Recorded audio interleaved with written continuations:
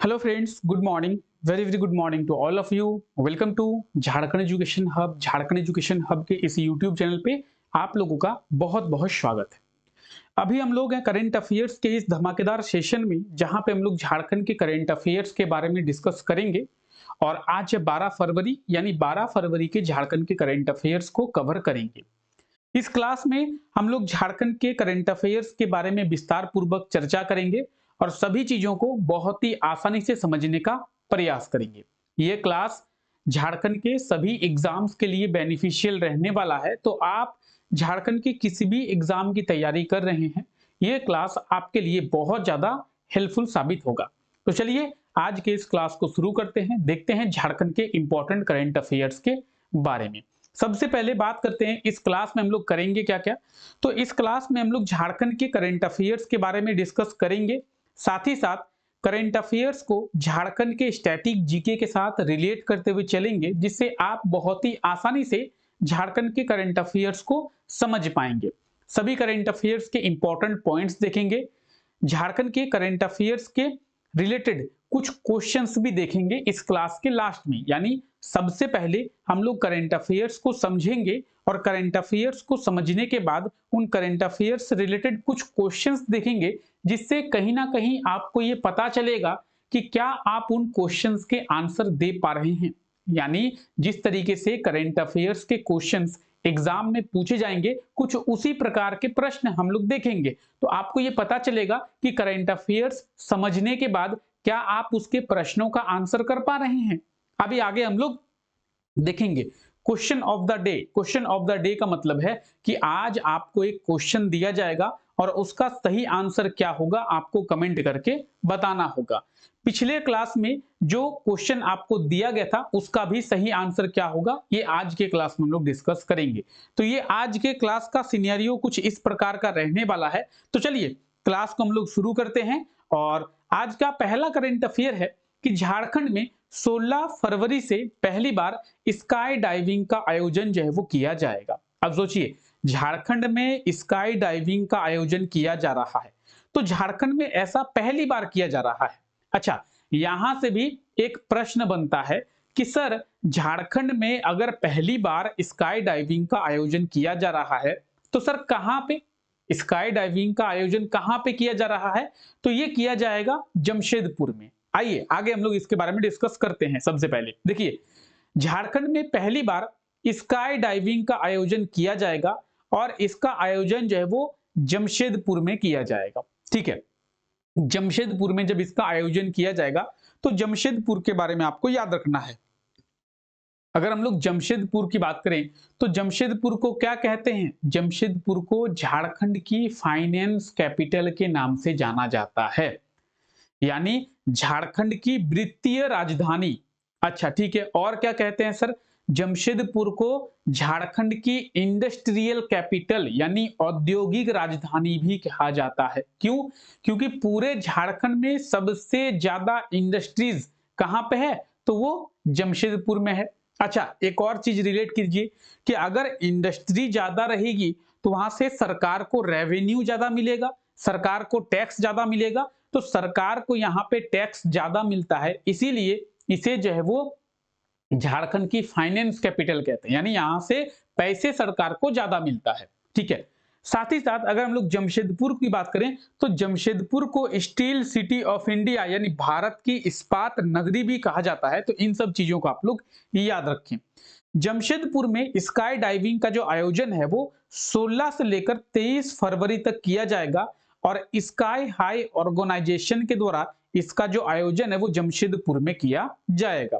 ठीक है, अब कई लोगों को स्काई डाइविंग के बारे में पता होगा, कई लोगों को स्काई डाइविंग के बारे में पता नहीं होगा। स्काई डाइविंग बेसिकली होता क्या है?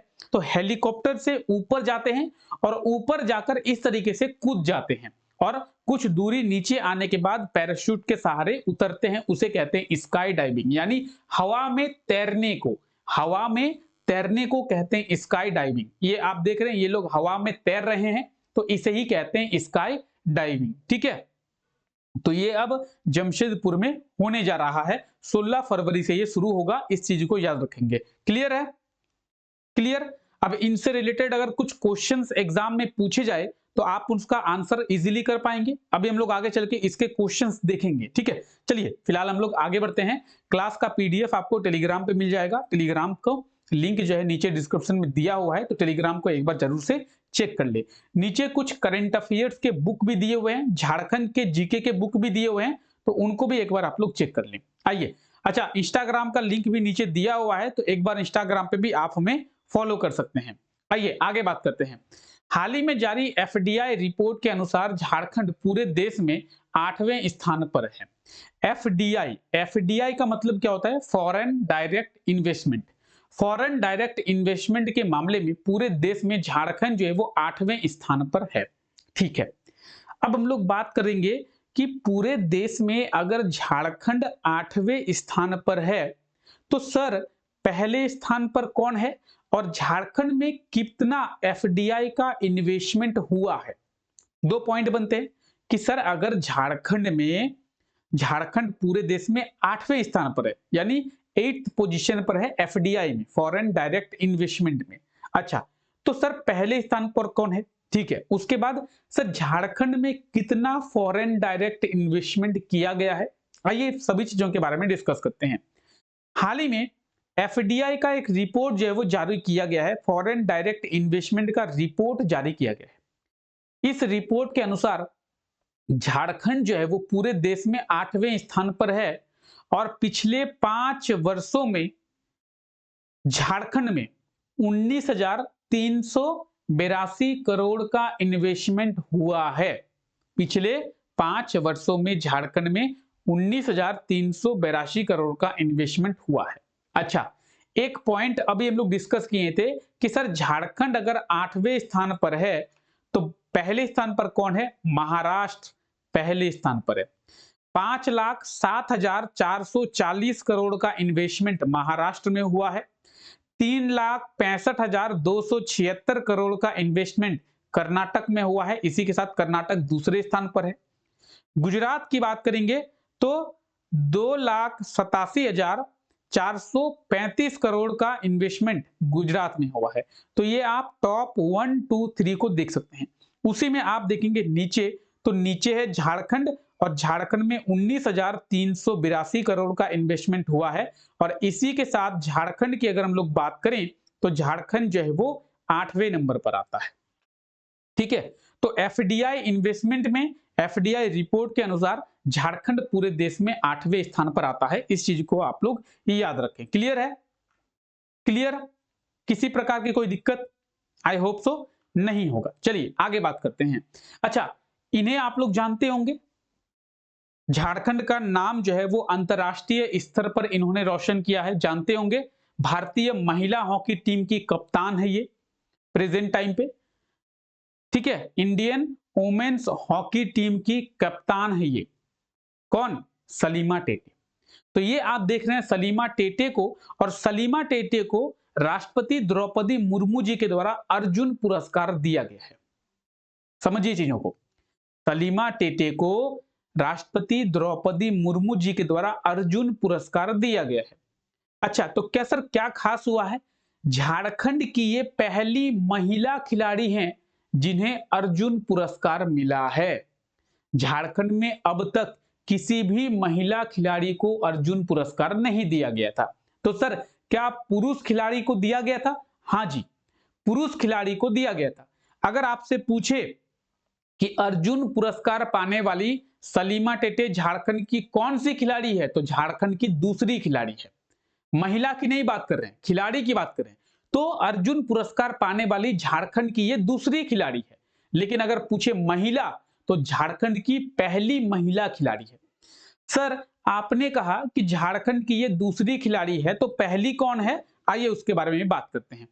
राष्ट्रपति द्रौपदी मुर्मू जी के द्वारा झारखंड की सलीमा टेटे को अर्जुन पुरस्कार से सम्मानित किया गया है, और सलीमा टेटे झारखंड की पहली महिला खिलाड़ी हैं, राज्य की दूसरी हॉकी खिलाड़ी है जिसे अर्जुन पुरस्कार से सम्मानित किया गया। तो झारखंड की पहली महिला खिलाड़ी और झारखंड की दूसरी खिलाड़ी है। तो सर पहले किसे?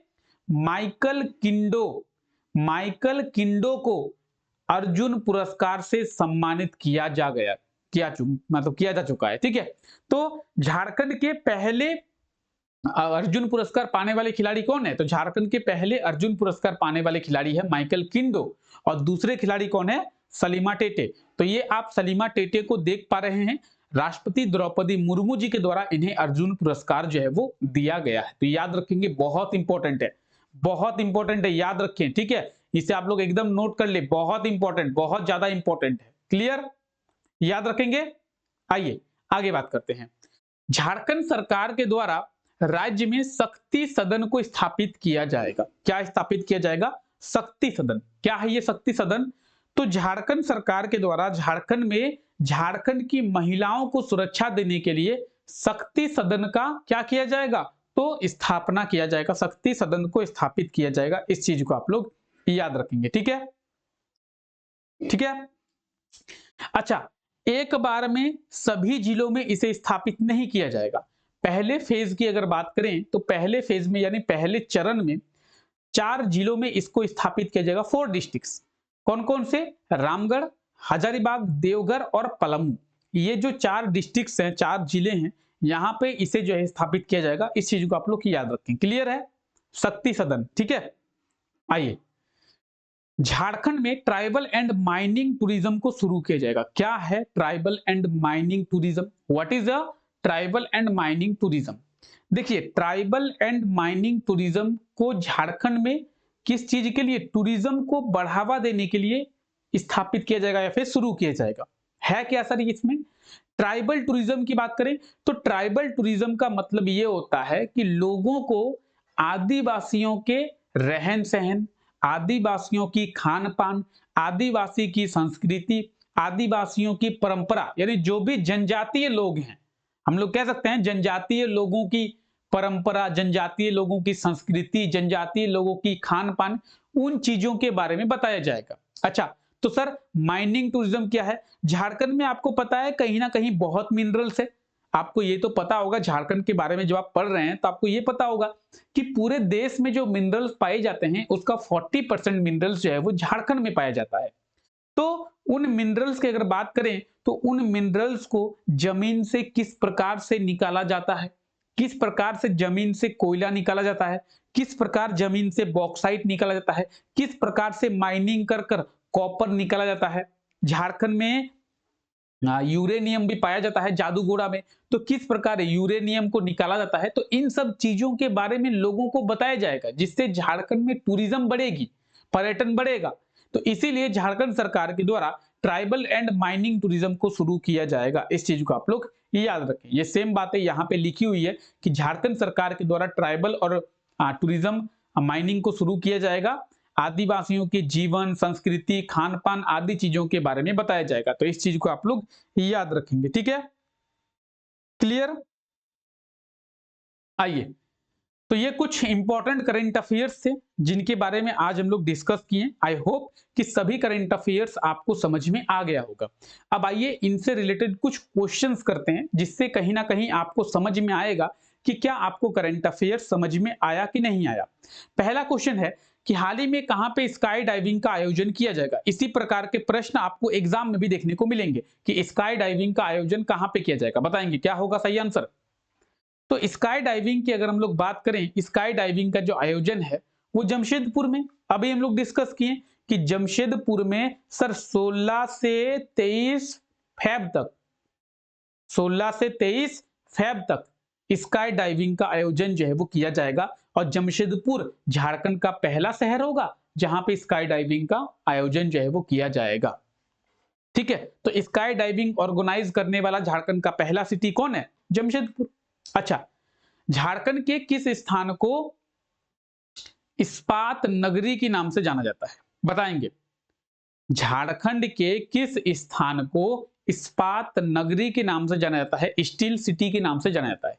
तो भारत का इस्पात नगरी ये कहा जाता है जमशेदपुर को। ऑप्शन सी बिल्कुल सही आंसर हो जाएगा। आपको कहा गया था कि the steel city of India, Bharat का इस्पात नगरी किसे कहते हैं? जमशेदपुर को कहते हैं। अच्छा, झारखंड की फाइनेंस कैपिटल कौन सी है? जमशेदपुर।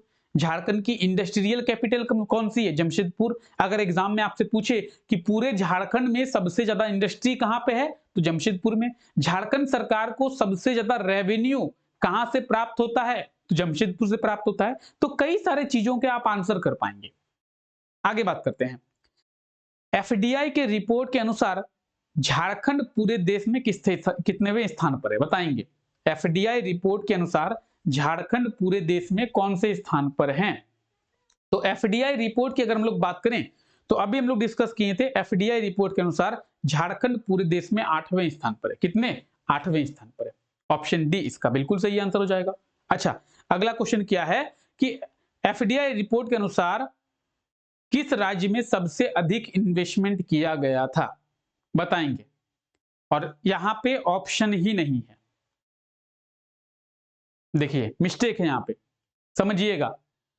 यहां पे कहा गया है कि हाल ही में जारी एफडीआई रिपोर्ट के अनुसार किस राज्य में सबसे ज्यादा इन्वेस्टमेंट किया गया है, तो यहां पे तो ऑप्शन ही नहीं है। सही आंसर क्या होगा? महाराष्ट्र।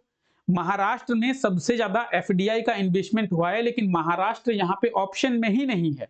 ठीक है, तो हमें कैसे पता? क्योंकि हम उसके बारे में जानते हैं। यहां पे कुछ भी दिया हुआ हो, ऑप्शन बी दिया हुआ है, लेकिन ऑप्शन बी थोड़ी होगा। गुजरात तो तीसरे नंबर पर आता है, गुजरात तीसरे नंबर पर आता है, लेकिन हमें तो पता है ना।